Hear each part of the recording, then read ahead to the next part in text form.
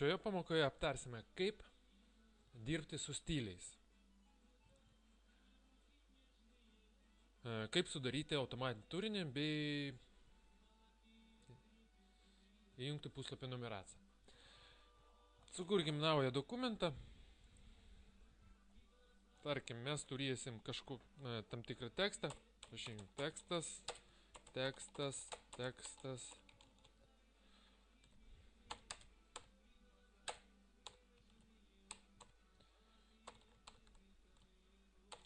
Ctrl-C, Ctrl-V daug kartų.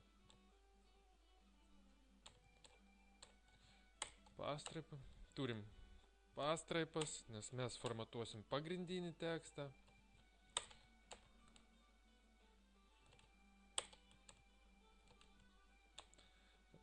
Sukursim bent kokius 5-6 lapus.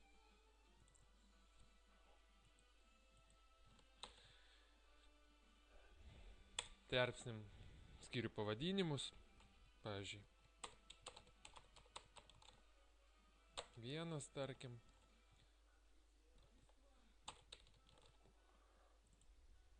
Klijuosim į naujas eilutės. Nes čia skirta knygų rašymui, referatų rašymui, didelių dokumentų kūrimui, kur turi būti turinys, skyriai, poskyriai. Nes automatinis turinys, kurį mes darysim, jis automatiškai sudaro turinį bei priskiria atitinkamus puslapius. Mes čia skaičiukus pakeiskim, kad matytųsi skirtumas. Kaip žinot, referatuose arba kitose didelių teksto dokumentuose gali būti pirmo lygmens, antro lygmens skyriai. Tai yra poskyriai, pirmo, antro, trečio lygmens. Taip ir pas mus irgi bus. Pradžiai suformatuosim pagrindinį tekstą. Tarkim, kai jūs kopijuojat iš vieno dokumento, iš kito dokumento, gali būti skirtingų šriftų nusikopijuoti ir panašiai. Dabar darbui su stiliais mes, pažymėsim pastraipą, kurią mes norim suformatuoti vieną, o paskui priskirsim ir suformatuosim jo stilių. Dabar paspaudžiam įrankių juostai Style and Formatting mygtuką ir dešiniajam šone mes matom textboard. Čia pagrindiniam stiliui ir priskirsim tekstui. Dvigubai paspaudėm, mes jam tarsi priskirim, čia mes matom atsispindi ir paformatuom, modifikuosim šį stilių, textboard, toks, koks mūsų tenkintų. Perinam skirtuką indent spacing. Pirmos eilutės atitraukam būna nustatyta apie 1 cm. Tai yra pirma eilutė turi būti atitraukta nuo krašto. Įjungsim,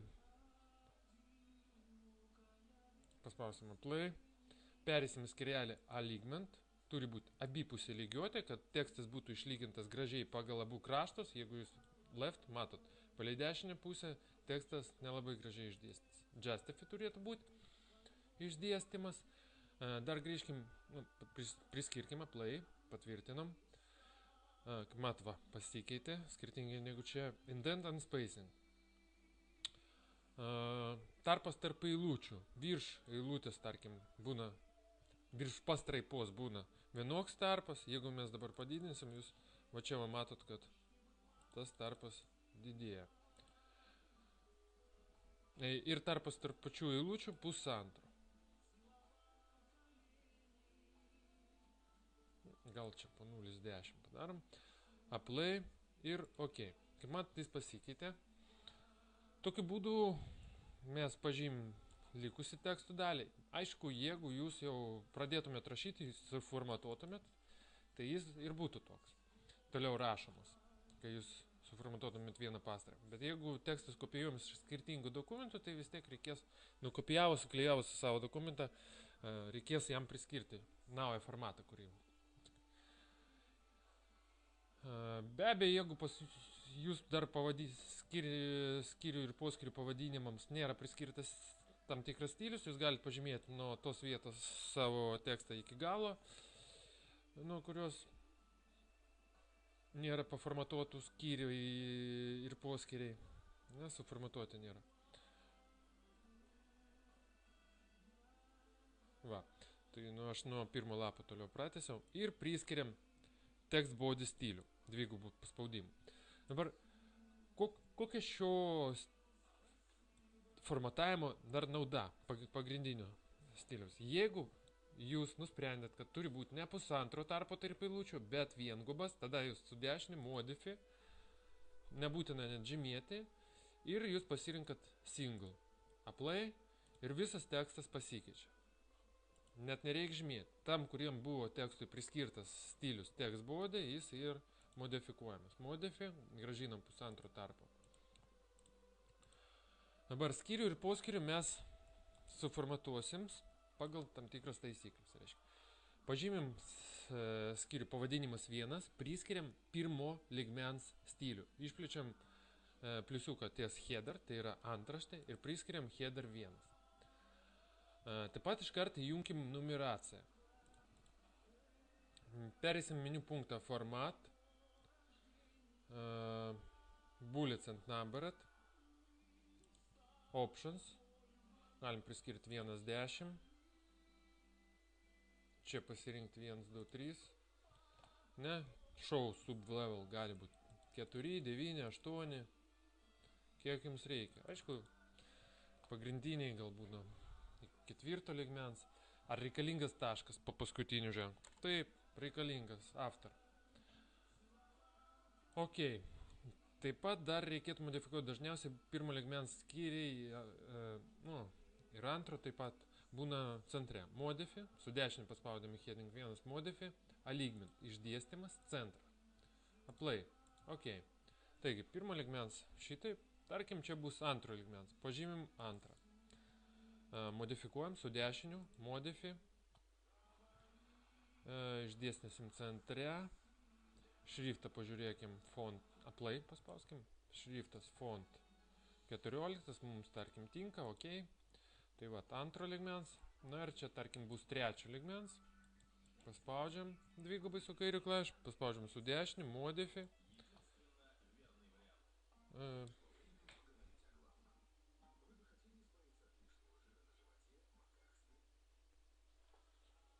ir, tarkim, mums reikia, kad jis būtų 12 šriftų.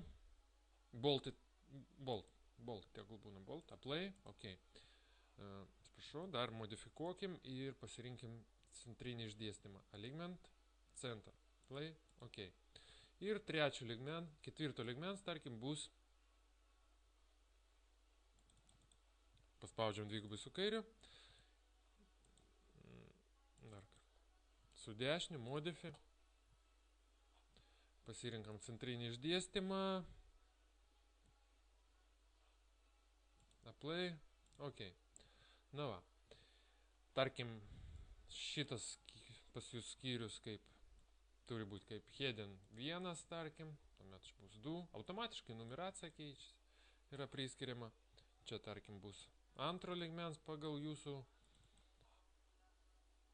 numatytą scenarijų, čia tarkim trečio, aišku, negali eiti po antro iškart ketvirtas, taip? Tai suprantam. Tarkim, čia vėl pirmo lygmens, galim praplėsti šitą langelį, mums netrukdytų, pažymim dar kartą. Pavyzdžiui, bus pirmo,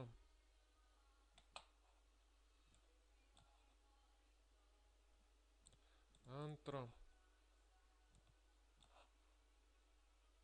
trečio, ketvirto, na ir taip toliau. Kažkur dar literatūros sąrašas turėtų būti, išvados, be abejo. Na ir kaipgi įterp dabar turinį. Automatinį, kuris įtrauks visus pavadinimus į sąrašą. Padarom puslapio lūžį, perinam į pirmą lapą ir įterpsim turinį. Čia matot heading 1 uždėjom, mes uždėkim default style, tarkim. Stilių mums neturi didelį įtakų skirtumą. Einam meniu punktas insert, index and table.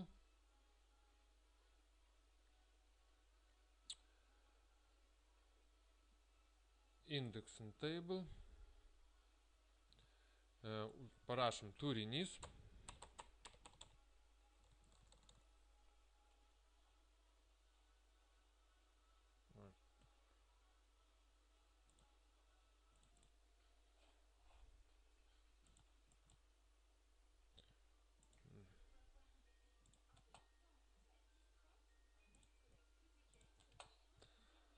taip, atsiprašau. Taip. Būtent šitam langelį, turinys, toliau pasirinkam, kiek mes norim lygmenų matyti, aišku, mums pakanka 4, spaudžiam OK ir mes matom turinį. Jeigu pas jūs kažkur atsiranda nauji skyriai arba tiesiog skyrius keičia savo lygmenį, tarkim, ne? Man, pavyzdžiui, pavadinimas 3, dabar 2 lygmens. Spaudžiam su dešinio, update, index and table. Ir jau pavadinimas 3 eina kaip 2. Be abejo, kai mes turim tokį sąrašą, mes galim perėti bet kurį poskyrį, naudojant Ctrl mygtuką ir spaudžiant su kairiu pilies klavišu tą laukelį. Aišku, kad čia bus jau 3 lygmens, nes negali būti 4 po 2, ne? Nes čia buvo 2.